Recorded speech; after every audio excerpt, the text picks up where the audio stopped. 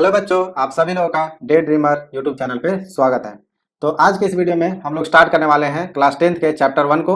अभी हमारी होली खत्म हो चुकी है। जो भी 9th क्लास के बच्चे होंगे वो अभी प्रमोट होकर क्लास 10th में चले गए होंगे। तो उनकी जो अभी आप लोग को प्रिपरेशन अच्छे से स्टार्ट कर देनी चाहिए। अभी तक आपने जो गलतियां करी हैं वो नहीं करनी चाहिए, और जो भी है कॉन्सेप्ट उसको क्लियरली समझना चाहिए। यहाँ पर हमने आप लोगों के लिए फेसबुक ग्रुप भी बना दिया है। वहाँ पे आप क्वेश्चन पोस्ट करो, हमारे टीचर्स या फिर मैं या फिर कोई और भी, अगर कोई स्टूडेंट को भी पता है तो हम आपस में ही चीज़ों को सॉल्व कर लेंगे।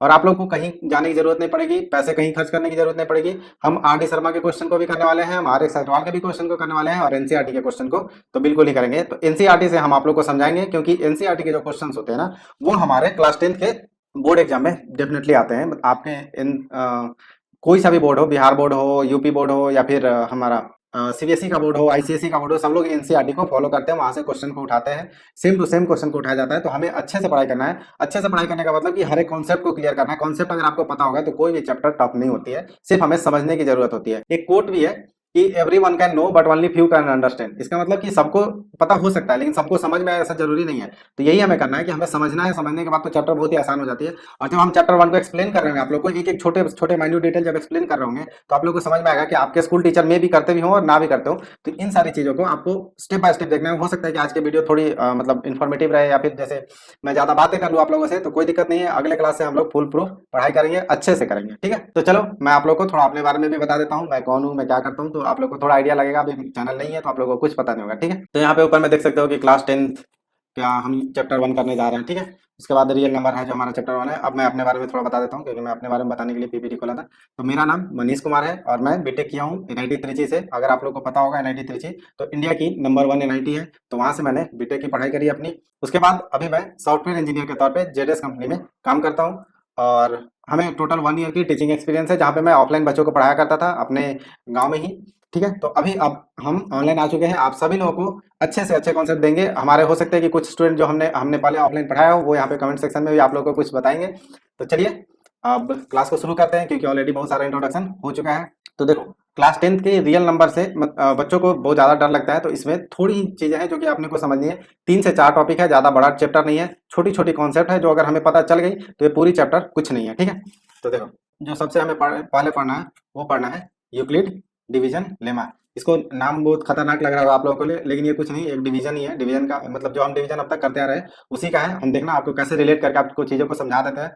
लेमा का मतलब भी कुछ ज्यादा टफ नहीं है। तो ये सब टर्म देख के आपको डरना नहीं है। एचसीएफ एलसीएम जो है ना, वो हमने बहुत सारे मेथड्स ऑलरेडी कर रखा है, और एक मेथड उसी में से है जो कि डिवीजन के थ्रू आता है। तो वो शायद आप लोगों ने करा भी होगा, नहीं भी करा होगा, नहीं करा होगा तो करवा देंगे, करे होगे तो आप लोग को पहले पता होगा। प्राइम फैक्टराइजेशन ये भी हमने पढ़ रखा है, और इसमें भी ज्यादा कोई कॉम्प्लेक्सिटी नहीं आने वाला है। रेशनल एंड इरेशनल नंबर ये भी हमने ऑलरेडी क्लास 9th में पढ़ रखा है। थोड़ी सी चीजें हमें डिफरेंट तरीके से समझनी है और कुछ नहीं करनी है। तो ये जो 4 मेन टॉपिक है ना, वो इस चैप्टर के हाईलाइट्स है। बहुत छोटी सी चैप्टर है, आसानी से खत्म हो जाएगी।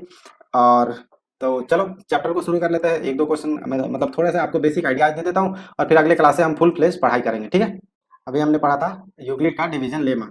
तो लेमा का क्या मतलब होता है, देखो यहाँ पे हमें लिखा हुआ है, ये मैंने स्क्रीनशॉट ले लिया था। लेमा लेमा का मतलब होता है कि कोई भी प्रूवन स्टेटमेंट जो ऑलरेडी प्रूव्ड है और उसके थ्रू हम कुछ और प्रूफ निकाल रहे हैं। जैसे अगर मान लो कि मैं बता दूं कि सॉरी 1 पेन का प्राइस 10 रुपीज है, अगर मैंने ये बता दिया, तो अगर आपसे पूछता हूँ कि 2 पेन का प्राइस कितना होगा, तो आप आराम से बता दोगे 20 रुपीज। क्यों? क्योंकि 1 पेन का प्राइस पहले से डिफाइंड था, मतलब कि ये स्टेटमेंट ऑलरेडी हमें पता है। अगर इस पेन की मैं बात कर रहा हूँ तो ठीक है। अगर कोई और पेन है और हमें कुछ नहीं पता है, तो उस केस में हम ये नहीं लगा पाएंगे, क्योंकि उस पेन का प्राइस हमें पहले से नहीं पता है। तो यही होता है कि एक चीज को जान के दूसरा चीज को प्रूव करना, इसी को बोलते हैं लेमा, ठीक है।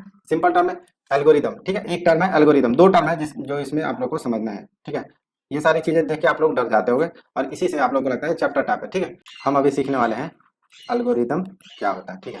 तो एल्गोरिदम समझने के लिए सबसे बेसिक चीज है, हमने आपसे एक क्वेश्चन करा कि आपको दूध गर्म करने के स्टेप्स बताने हैं, ठीक है। सिंपल क्वेश्चन है, वेल डिफाइंड स्टेप में बताना है कि एक के बाद एक ऐसे करेंगे। तो आप क्या बोलोगे कि सर सबसे पहले तो मैं इंग्रेडिएंट जमा करूंगा, राइट। इंग्रेडिएंट में क्या क्या हो सकते हैं हमारे, पहले तो दूध होने चाहिए, दूध गर्म करना है। गैस होना चाहिए गर्म करने के लिए। पैन होना चाहिए जिस पर रख के हम गर्म करेंगे। तो ये 3 चीज मिनिमम रिक्वायरमेंट हमें हो गई, ठीक है। अब ये तो हमारा हो गया। अब इसमें हम कैसे करेंगे, मतलब ये सारी चीजें इंग्रेडिएंट तो फर्स्ट स्टेप में जमा कर लिया। अब सेकंड स्टेप में क्या करना है, सेकंड स्टेप में करना है स्विच ऑन दी गैस, मतलब हम गैस को स्विच ऑन करने वाले हैं। तीसरे स्टेप में क्या करेंगे, तीसरे स्टेप में करेंगे हम पैन को रखेंगे, keep pan on the gas, ठीक है। उसके बाद फोर्थ स्टेप में क्या करेंगे, pour the milk in the pan,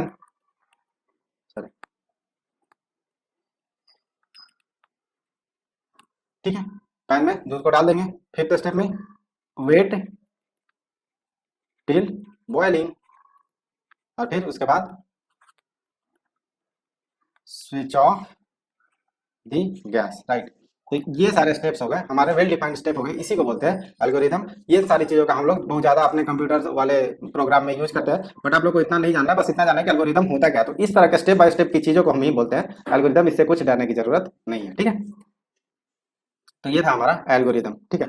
अब हम सीख लेते हैं यूक्लिड डिवीजन लेमा, और इसके बाद आज बस यहीं तक रखेंगे, और इसके बाद अगले क्लास में बाकी चीजों को पढ़ने वाले हैं, ठीक है। तो इसमें हम उससे पहले हम एक नॉर्मल सा डिवीजन देखते हैं जो कि हम बचपन से करते आ रहे हैं, ठीक है। तो हमारे पास 5 है जिसको हमें सॉरी 17 है जिसको हमें 5 से डिवाइड करना है, ठीक है। तो हम क्या करते हैं, 5 3 जा 15 और यहाँ पे बच जाता है 2, राइट। हमने ये भी पढ़ा है कि जो 2 बचा है इसको बोलते हैं रिमाइंडर, ये जो 3 है इसको बोलते हैं क्वोशिएंट, राइट।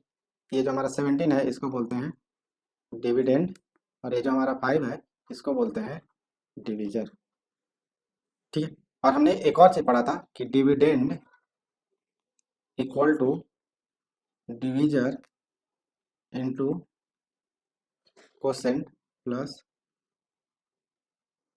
रिमाइंडर। यहाँ तक तो कोई इशू नहीं होना चाहिए, ठीक है। अब हम जब ने पढ़ा है dividend equal to divisor into quotient plus remainder, अब मैं आप लोग को एक और क्वेश्चन देता हूँ जिसमें कि बच्चे नॉर्मली मिस्टेक करते हैं। वो क्या है, जैसे अभी तो मैं सिंपल सा एग्जांपल ले रहा हूँ, लेकिन ये एग्जांपल कॉम्प्लेक्स भी हो सकती है। जैसे 5 को हमने दिया 50 से डिवाइड करने के लिए, तो मिस्टेक करने के बाद क्या होता है कि बच्चे जैसे मान लो कि 9 टाइम्स पढ़ लिया, 5 9 जा 45 बचा उनके पास 5, तो फिर एक बार में और लगा देते हैं 5 1 जा 5, और उनका आंसर आ जाता है 91, जो कि हमें पता है कि ये गलत है। तो यही चीज यूक्लिड ने कुछ और तरीके से बोला है, उसी को हम लोग देखने वाले हैं। यूक्लिड क्या बोलते हैं, तो यहाँ पे लिख देता हूँ अकॉर्डिंग टू यूक्लिड। हम करते भी सही आ रहे हैं, यूक्लिड का ही डिवीजन एल्गोरिदम भी था, बस हम जानते नहीं थे, ठीक है। अकॉर्डिंग टू यूक्लिड क्या है, a equal to B Q plus r, where जो हमारा आर है वो 0 से बड़ा और बी से छोटा, ठीक है। तो इसका क्या मतलब होता है कि जो हमारा रिमाइंडर आना चाहिए जिससे हम डिवाइड कर रहे हैं उससे कम ही आना चाहिए। यहाँ पे हमने क्या गलती करी थी, यहाँ पे ध्यान से देखो, हमने क्या किया था कि जब डिवाइड किया था इसको तो हमारा जो रिमाइंडर आ रहा था 5 वो डिवीजर के इक्वल आ रहा था, लेकिन हमारा यूक्लिड डिवीजन के हिसाब से क्या होता है कि जो हमारा रिमाइंडर होना चाहिए वो होना चाहिए डिवीजर से कम, जो डिवाइड कर रहा है उससे कम होना चाहिए। तो यही चीज की गलती की वजह से हमारा ये आंसर गलत आ गया था, और इसको हमें 5 10 जा 50 करना था, ठीक है। सिंपल। तो यही है यूक्लिड लेमा, कुछ नहीं है। यूक्लिड लेमा बोलता है कि a equal to B Q plus R, जहां पे कि रिमाइंडर जो होगा हमारा वो जो डिवाइड कर रहा होगा उससे छोटा होगा। तो b जो हो गया हमारा, देखो यहाँ पे मैच करेगा, b डिवीजर हो जाएगा, क्वोशिएंट q हो जाएगा, रिमाइंडर r हो जाएगा, और डिविडेंड जो हमारा हो जाएगा वो a हो जाएगा। तो इस तरह से ये सारी चीजें मैच कर रही है, ठीक है। तो आज के इस क्लास को यहीं पे खत्म करते हैं। अब मिलते हैं अपने अगले वीडियो में, जहाँ पे हम आप लोगों को नेक्स्ट क्वेश्चंस और यूक्लिड लेमा के ऊपर जितने क्वेश्चंस होता है वो करवाने वाले हैं। उसके बाद एक्सरसाइज 1.1 का अगर टाइम मिला तो उसको भी हम लोग करने वाले हैं। वीडियो को छोटा रखेंगे, 10 से 15 मिनट के बीच में रखने वाले हैं, तो ज्यादा दिक्कत भी नहीं होगा, 1 गो में आप लोग वीडियो को कंप्लीट कर सकते हैं, ठीक है। तो चलो बच्चों, मिलते हैं अब अपने अगले वीडियो में।